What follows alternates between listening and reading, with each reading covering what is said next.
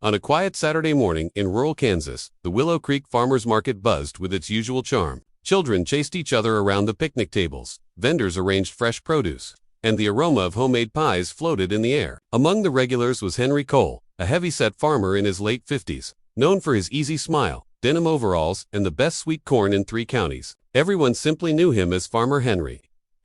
He arrived early, as always, parking his old red pickup at the far end of the lot. Despite his size, Henry moved calmly and deliberately, unloading crates of vegetables with a quiet confidence. Locals respected him. He donated food to needy families, fixed neighbors' fences without charge, and never raised his voice at anyone. To most people, he was just a kind, gentle farmer trying to earn a living. No one knew much about his past, and Henry preferred it that way. Around mid-morning, the peaceful atmosphere shattered. The rumble of loud engines echoed through the market as 5 leather-clad bikers rolled in. They were outsiders. No one recognized their patches or faces. They parked carelessly, taking up 3 spaces, revving their engines long after they'd stopped. Conversations stalled. Parents drew their children closer. The bikers laughed loudly, swaggering between stalls like they owned the place. Their leader, a tall man with a beard braided into 2 points, spotted Henry's stand. "Look at this," he shouted to his crew. "A fat farmer selling veggies. How cute." The others snickered. Henry didn't look up. He'd dealt with loudmouths plenty of times, though not recently.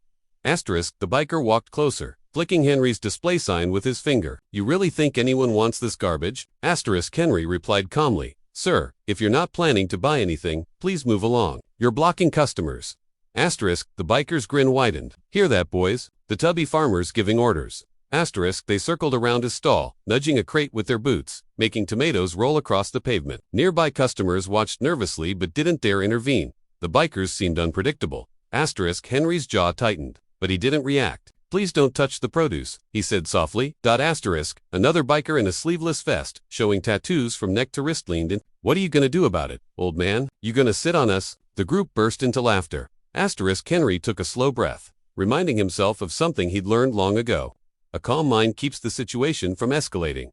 But the bikers weren't done. One grabbed an ear of corn, took a bite from the unpeeled cob, then spat it out on the table. "Trash, just like your farm." That was the moment when the customers began recording with their phones. Everyone sensed things were getting out of hand. Henry's eyes changed not with anger, but with a firmness that made some spectators pause. He stood up straight, straighter than anyone had ever seen him. Something about his posture, his controlled breathing, and the sudden sharpness in his gaze hinted that this gentle farmer was not what he seemed. But the bikers didn't notice. The bikers were still laughing when Henry finally stepped out from behind his wooden stall. For the first time that morning, the market grew silent. His posture shifted, shoulders back, spine straight, feet planted with solid precision. It wasn't the stance of a farmer. It was the stance of someone who had been trained to control chaos. Someone who'd stood in far more dangerous situations than this.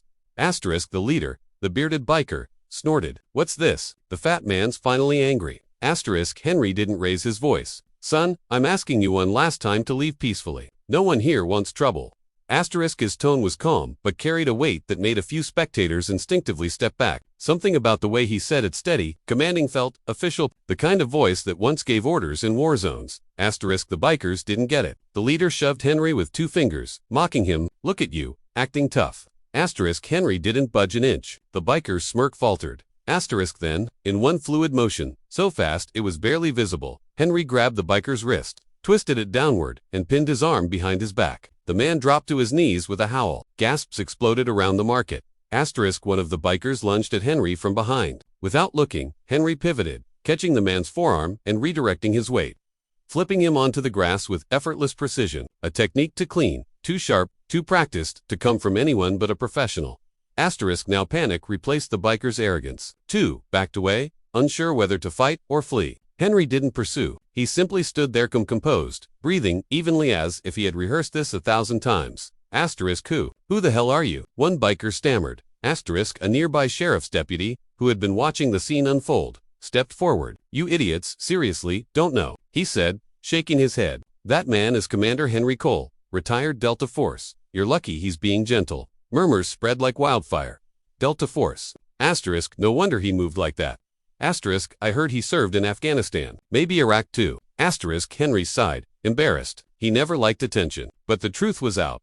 The leader tried to stand, still clutching his twisted wrist. Didn't know. Henry helped him up carefully, his voice returning to its soft, humble tone. Then learn something today. Respect people, their size, their silence, their job. None of it tells you what they've been through. Asterisk the bikers, shaken to their core, apologized, real fear and shame washing over them. One picked up the scattered tomatoes. Another set Henry's crates back upright. Their tough guy bravado had evaporated completely. Asterisk the market crowd applauded, though Henry raised a hand to quiet them. Let it go, he said. Everyone makes mistakes. What matters is how you fix them. Asterisk the bikes rumbled out minutes later. Lowly, respectfully this time, Asterisk Henry returned behind his stall, adjusting his crates as if nothing had happened. A little girl approached him shyly. Mr. Henry, were you really a soldier? Asterisk he smiled gently. A long time ago, sweetheart. Now, I'm just a farmer. But everyone, not yet.